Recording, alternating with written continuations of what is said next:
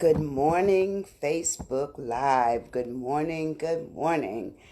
Today is April 22nd. We've been in quarantine for a little bit of time now. Some of us have continued to live our lives as if nothing's wrong, and it certainly can't affect us. Well, I'm a believer of what I'm seeing. I've not seen it up close, thank goodness. I've been fortunate, but I can honestly say that life is, and we certainly want to look at trying to take care of our own lives as best we can, and we don't always do that. We don't always do all the things we should do. Good morning, Dewan. But I want to talk today about some really good stuff. I want us to go back down towards our basement, because some of us got some stuff on our stairs. We can't even get to the basement because we got junk everywhere. It's everywhere we can think of. And all we do is we go through this. And I'm saying good morning to all my little friends. I thank you for coming into my space. I'm going to call it my space, just a little bit of time with me. I love you for that. I really and truthfully do. But getting back on them steps, how many of you have been through your own house or grandma's house or somebody's house, and there's so much stuff on the steps you can hardly make it down to the basement? That's because we have a tendency to put things on our way down because we don't want to go down there. So we said we're going to get back to it. Or even those of us who have stairs that go up, we have a tendency to put everything on the steps until we go up the steps. But guess what? We need to clean off the stairs. If they're going up, they need to be clean. You need to have a clear path so that you don't fall. And then going down, we don't want you to fall into your mess that's down there. We want you to be able to clean up the mess as you're going down. So when you get down, you have less on the steps, that when you go back up those steps, the steps are cleared just because you're on your way back up. And so that's how we're going to look at this morning. We're going to talk about, just an opportunity to unclutter, unclutter your life or declutter your life, and get unstuck. So let me ask you the question: are you stuck? Are you stuck? You could be. You could be stuck. So anyway, we want to make sure that we do that. We want to talk about don't look back. You can't change the things in your background. You certainly can't, but you can certainly move on. I'm just going to get a cup here. Hold on one second. Stay right there. Don't leave. Don't leave. I have to go right over here. I like my kitchen to be looking halfway decent when people come to my house.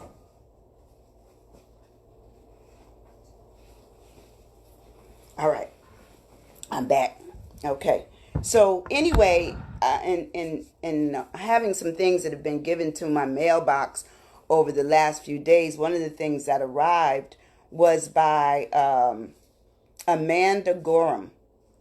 She is a young poet laureate in California, and her words just stilled me. They just gave me great pause to say this opportunity should be an opportunity that not just I take part in to recreate where I'm going to go to after pandemic, but that we all should be doing that. But we should do it for ourselves. If you have your family and your loved ones, certainly invite them into the room. Share this. Share this with some people. Put their names there and say, hey, look, I'm calling you out. You should listen to Sandy Winborn. That is my name. And see what it is that she has to say that you could benefit from. But these words, when I heard them, now I'm not going to read the whole thing because the whole thing takes over maybe, 10 minutes when she's doing it. Because she's actually you can go on YouTube and find her poem. But this poem, she said she wrote years ago, maybe 4 or 5 years ago. And she wrote the poem. It says, I wrote this poem several years ago when hurricanes and hate crimes and deportations were some of the many crises in our headlines. Gorham revealed on her Facebook page, I had no idea that my words would re-emerge during a pandemic. So which also tells you that sometimes what you're doing today may not give you all of what its worth is. but you may find that what you do now has great worth later on for you and others that may benefit from hearing it. So I'm only going to read the first section and the last section, and it won't take long, but I guarantee it's good reading. It's just a good poem. And she did this in the Los Angeles Public Library, and they taped her all in yellow. And so she was actually just a ray of sunshine as she did it. It says, I thought I'd awaken to a world in mourning, heavy clouds crowding a society storming, but there's something different on this golden morning, something magical in the sunlight, wide and warming. And it ends with, we'll observe how the burdens braved by many humankind are also the moments that make us humans kind. Let every dawn find us courageous but closer, heeding the light before the fight is over. When this ends, we'll smile sweetly, finally seeing in testing times we came the best of beings. Can you be the best of beings to not only yourself but to others? The best is that we come out looking better, smelling better, being more kind, being more accommodating, more willing, more able, more excited, just more. We can be more than what we currently are. And this is, as I said, you can find her on YouTube. Her name is Amanda Gorham. And I swear to you, it's just good stuff. And to only be 22 years old and be a poet laureate also says that she lives the words in her being. It's inside of her. She feels that this is just great information to pass on. And she makes it where all of us, if we go deep inside ourselves, there's something not only that we can change, but we can bring out, and it has greatness to it. It offers an opportunity for insight, for togetherness, for love, for peace, for trust, for all the things that could really make us smile. And it's just great stuff. So I'm so happy that I came upon that in my email box. And so in this time of pandemic, what are you doing? That's my question to you today. What are you doing? Are you with me to start unpacking some things, starting to go in and realize that there's things that you have control over that you can change? You may not be able to change right now where you work. You may not even be able to change how much money you're bringing into your house and all of that. But guess what? You can make a change during this time of pure, what I call concentrated indulgement of self, or self-indulgence, and make a new way for yourself beyond today. You can make those changes, and you can talk about decluttering and going to the basement and really making a decision that you got to get rid of some stuff. And I know the other day I spoke to the fact that when you go to grandma's house, you maybe go to your mom's house or even your own house, and there's so much stuff in it. That's because the longer we stay someplace, the more comfortable we become with what we own. But guess what? We don't need to own all of that anymore. We need to let some things go, in terms of physical things, in terms of people, in terms of ideas, we need to expand on who we are. Where do we want to go? How do we want to get there? What's your new vehicle? Okay? What's your new vehicle? Go through your mind, and your mind will take you to action. Write it down. Come up with a new way. I think in the Bible it says write the vision. So let's write our vision. Let's write our vision. How can we make some changes? How can we make a decision about me? No one else is in this decision. It's your decision. How many of you are honest and you've gone through some of the stuff I've given you to say that you're procrastinators, okay? Or you're just incomplete doers. You start something, but then you never finish it. And the start is good, but you got to add, my mother always said, you got to add some legs. You got to add some legs to that machine, that thing that you got going. Add some action to it. Put something into it. Invest some time in it. we're so busy that we invest so much time into other things and people that we never take an opportunity to invest in ourselves. Set some goals and even start off with little goals. Because if you're a person that doesn't set goals, and goals are difficult. But start off with a little goal and then reward yourself when you meet that goal. That's the way it's done. As they say, that's the happy. That is the happy. But we're in clarifying where we are today for those of you who are just kind of joining in. First of all, I say welcome. Second of all, I say we got some work to do on us. It doesn't include anybody else. We're not worried about anybody else. It's all about you. This is a personal traveling opportunity, making your way, get on board, if it's on a train, if you're on a plane in your mind, fly off someplace, just make some changes. So let's do some new questions for today. And I'm hoping that you will hit share and invite folks. But also, I've not seen anybody write anything in the comment section. But certainly you can comment on what else that you've done for yourself. You can just say, hey, look, I set a goal today. I invested in myself by meditating today. Whatever it is, whatever that thing is, put it in there. That's all you have to do. This is your stuff. And then I hope you are journaling. I tell you, I keep my journal and I try to write some things down. In fact, this is one of my older journals, but I have some new ones that I write in. Some I write poems, some I write my wishes for tomorrow. Some I write, some aren't journaling good stuff. It might be journaling bad stuff, what I need to get rid of, in terms of my clutter in my head, my clutter in my heart, because clutter can be everywhere. It accumulates. Y'all know how clutter is. It's an accumulation of things and ideas and, people and all those things. All those things clutter us. But if we were able to get down to that basement, get down to the core of who we are, wow, what will we find? Be honest. What would you see down there? What? And are you afraid to go? Because some of us, we can't go all the way down. I had a girlfriend that her husband she would always talk to me. She said, my husband's never seen me without makeup. And I think I would scare him.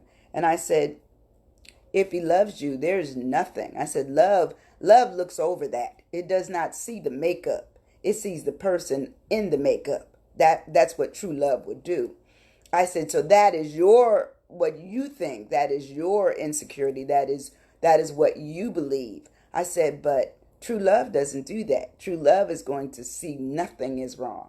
Nothing. But she, every morning, in fact, she went to bed with makeup. In the middle of the night, she would get up, change her makeup out, and then when she'd wake up in the morning to see her husband, she had on new makeup. So, it just goes to show you, sometimes we go great lengths to make people care about us, or at least we think, and sometimes you can really look at love and see it where someone doesn't have a leg and they can't hear, they can't see, they can't walk. All those things that could be, physical, disabilities. And it doesn't matter. Love just goes in anyway. It doesn't matter. And so that's the kind of love we hope that we would be, certainly afforded to know before we leave this world. We want to know love. But sometimes we have to be honest and go on down to our basement and bring out the things that they really we need to get rid of, but also to let them see who they're really loving. Sometimes we're not honest about ourselves. We're not honest with others. We're not honest to ourselves. And it's tough. It is tough. And trust me, this isn't new stuff I'm talking. I know everybody that's probably encountered, relationships, friendships, love ships, Look, family ships. Everybody knows that there's a way that you see that um, sometimes you're not at the head of their list of love. Sometimes your love is high up on the list and theirs isn't. And so you have to also talk about, how about let's be an equal? What am I getting out of this, or what am I not getting out of this? Ask some questions. So let's go to today's questions. Okay? Got your pen and pencil ready? Okay, and paper, of course. Okay, so today's questions are, if I could wish for anything, what would I wish for? What do you want? What would you wish for? What would you change? Where you want to go with all of that?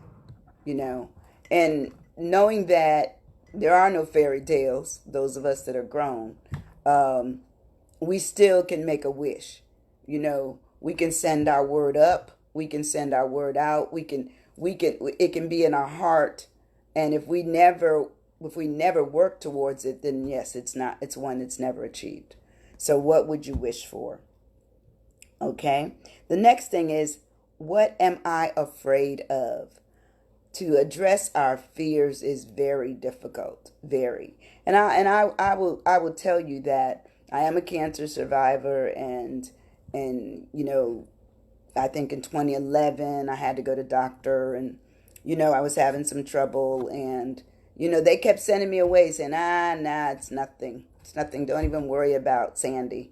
Don't even worry about Miss Winborn. You're okay. But I didn't feel okay. Sometimes we don't feel okay and we still don't do anything with it. Not a thing. But I kept going back. And finally they did a biopsy, and I did have cancer. I think it was stage 2. And I didn't need, the surgery. I mean, I had the surgery, but I didn't need any of the follow-up treatments with, cancer treatments. I didn't need any of that. And so I was blessed in that I didn't need to go any further. But because I invested in myself enough to say something is wrong, then I had a way forward. But can you imagine, had I let them continue to convince me that nothing is wrong? Well, you got to be honest. If nothing's wrong, you feel okay. But if you're not feeling okay, or you're not in touch, sometimes we're not in touch with how we feel. We think we can handle it all. It's just not a big deal. I just go lay down. I take an aspirin. Some of those things camouflage what's wrong. So we have to go back to ourselves and say, okay, this is not right. This isn't right. And so I did that, and I came out on the other side of, I'm still living. I'm still here. And the doctor told me, he said, had it not been for you being adamant about something being wrong, this would probably be a worse scenario. And you would have probably have needed all of the radiation and chemo that would come with what cancer calls for. And I already know in my family cancer runs. So therefore, I talk to my daughter. Sometimes we have to even pass the message along. That would be some of the stuff in the basement, because if they were young, or they didn't know enough, or they didn't understand what was going on then, they need to know as they're getting older to, maybe watch what they eat, watch where they go, just taking care of themselves. And we need to do the same things for ourselves, because cancers do reemerge. And so we certainly hope that I'm good. I go to the doctor, I do my checkups. I stay in my lane. I stay where I'm supposed to be in regards to trying to do the best I can of taking care of the only one body I have, the one heart, the one mind, the one soul. I only have one, so do you. And so we need to do well by taking care of who we are. So the next question is, I want people to think of me as, and that's a difficult question, because I think we don't ever give people time enough to think of what we think for them. We think they love us. We think they like us. We think they appreciate us. We think. What I'm saying is, what do you think about yourself and other people? What do you think that you need them to know, and stand on it? Such as I know what I want. I'm not Waverly. I make decisions, all those kinds of things. And if there's some things you should change about what you feel that they know the information you've already given them, give them some new information. Well, she stopped doing that. In January I gave up sugar. Okay, I gave up sugar and flour. And since my daughter's been here, we eat differently. And so some days I'm tired because I've been working and working and working. So I have had some things, but I still didn't pick that sugar back up again. I'm fixed on that. I'm not going to move off of that. And I'm down 19 pounds. So it'll tell you that sometimes if you agree with yourself, okay, because sometimes we agree and the agreement is over by we start Sunday night, this is what we're going to do. By Monday night it's over. And what I'm saying to you is come up with some things for yourself and know what you should say about yourself and what you want people to know about you. But not only that, what do you think people think about you? Be honest. Do you get things done? Are you true to your word? Are you on time? Now, I have a pet peeve of not being on time. And even, when I'm 1 minute late, to me, I'm late. But, I have a dog here. I always tell y'all about the dog. The dog isn't my dog, but he came, and so I had to give him a little something before we got started. But I'm just saying, sometimes we have to do a few things. So, what I would say, politely late would be, a minute or two. But when you are seriously late, like hours, like I'm a wedding planner too. And I have done some weddings where, they were late, and you keep trying to tell them, well, we need to be on time. We need to be on time. And so it's okay because it is their day. But on the other hand, sometimes you hear the grumbling going on within the pews or the seats where people are sitting when they're going to get started. It's hot out here, or I'm hungry, I'm thirsty. I understand that, but I'm going to go with whatever the bride and groom calls for. If they're running late, they're running late. I get that. But we don't want to run late for all the things that we have to do. We want to be on time for work. We want to be on time for just who we are. What are we doing? Where are we going? That's on time. That's on time.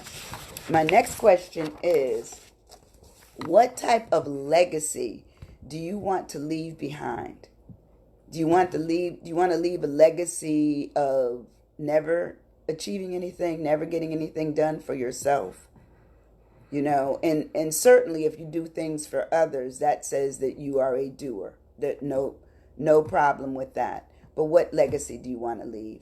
Do you want your children, your grandchildren, your sisters, your brothers, your significant other to know that you gave love, that you were a cook, that you were honest, that you were caring, that you were trustworthy, all those things. What kind of legacy do you want? And sometimes we don't even understand that legacy, just like transition, it happens without you doing a thing, nothing. And I think that's one of the things I have on my website. It says that transition happens if you do nothing. You don't even have to worry. You can stand in one place and everything and everybody will be moving around you. And so what are you doing for your own legacy? Are you prepared for, should something happen? Have you done final planning? Have you done all those things that really talks about the totalness of life? Because everybody that comes into the world will leave this world. And you will come in alone and you will leave alone. You definitely will leave alone. But anyway, so we want to just talk about what we need to do for ourselves that leaves a long-lasting result for our memory. Who were we? I can think of my mother, and I tell you, I had a sister named Shirley, and Shirley was my rock. I could, and I'll tell you this really quick story. My sister Shirley, for some reason, she had this nervous energy, and she was sick. She was a sickly child, but she was so lovable. I mean, my sister had she had the heart of gold. She loved everybody. She saw no strangers. She was just a wonderful cook, a great singer. She could do it all. But she had, um, I'm trying to think of what it's called, sarcoidosis, which is in the lungs. And she would this would have been a terrible time for her. We would have had trouble keeping her in a house, but this would anybody that already has a pre-existing problem, that would be a concern. But the wonderful thing about Shirley was that she was absolutely funny, and I could make her laugh like nobody else could make her laugh. And one day, she had this nervous problem where she would bite her nails. That grossed me out. But guess what? I used to do it when I was younger, but then when I went to college and somebody said, "Ooh, that's so nasty."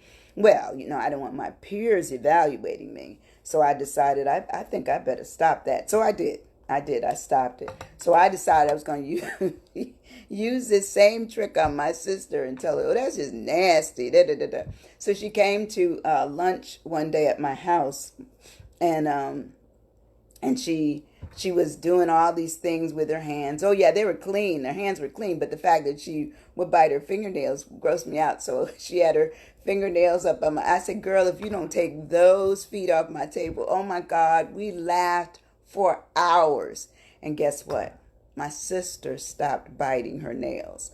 So sometimes we can have fun at helping people notice the little things that they do. Sometimes it may be hurtful, but I knew my sister enough. She knew how much I loved her. And I tell you, it was devastating when she left this world, but she was suffering, she was suffering. And so once again, that's a time when you talk about memories. That's a legacy. Her legacy to me is just wonderful. Hers, my mother, my father. I just had good family. I had a great family. They taught me how to love. They taught me how to give. This I'm giving right now. This is wonderful. Just a great opportunity for me to just use this time of quarantine to help myself do what God had given me to do, but also to help you. So I'm going to go back over the questions. And remember, you can also go to my YouTube channel, which is Sandra L. Winborn, PhD. And I have my own channel. And all these videos are there collectively together. In fact, I'm going to start a new one which is under StreamYard. And StreamYard just allows, a ticker tape thing, a banner to go at the bottom, as well as my name on the screen. And it's not directly coming from here. However, I can also stream it. It will also stream to a Facebook page. So I'm probably going to do it probably the opposite, or do it both ways, where I do it from Facebook Live and then actually redo it and stream it under YouTube. So you'll be able to see the rest of it. But anyway, going back over our questions today.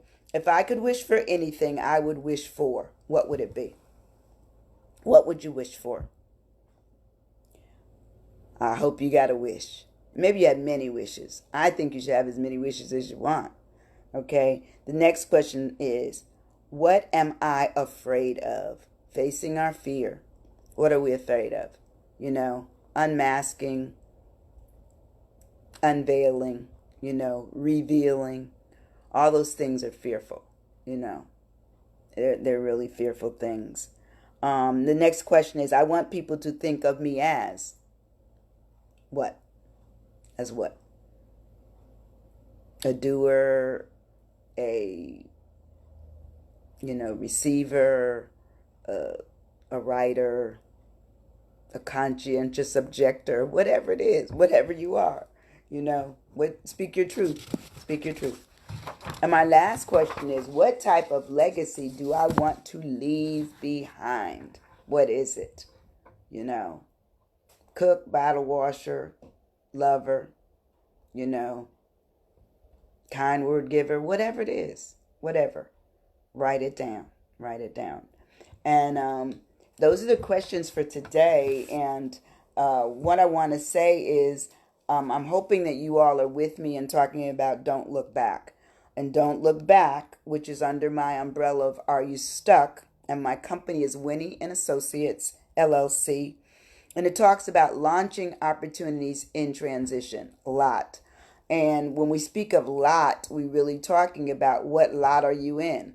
Are you in this one little piece of land here, or this house and you don't do anything, or this body and you never do anything, or this mindset and you never do anything? What do you do with your lot? Because everyone is given a lot. And you can take the lot on and go back, and what it says in the Bible is don't look back. And so we want you to be conscious about making some decisions for yourself, especially while we're under this quarantine. Use it for your good. Use it for your good.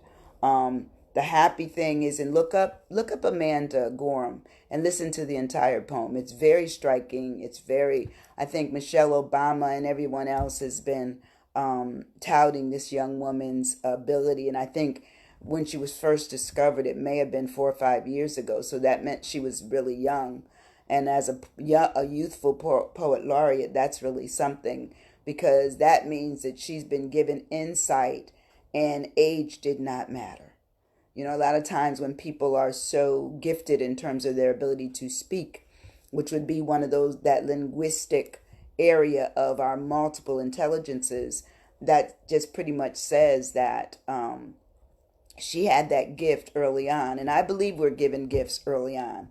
It's what we do with them. What do you do with the gifts that you're given? And because you may not do anything with them, that may be of a concern. And so you want to just do you. Do you. Figure out how going forward beyond this quarantine is going to benefit you. I think some of the most creative things they are starting to say and show, people are doing only because they've been forced into their personal isolations within their homes.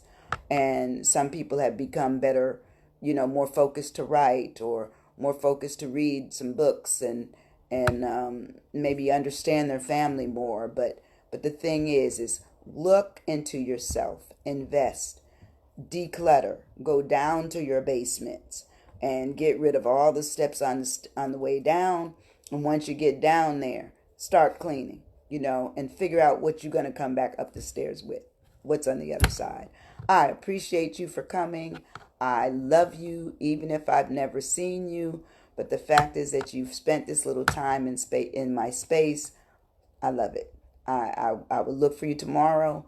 I'll be here Thursday and Friday of this week, and then Monday through Friday of every week thereafter, as long as I'm well, and I'll be living in my decluttering and my truth of coming to you.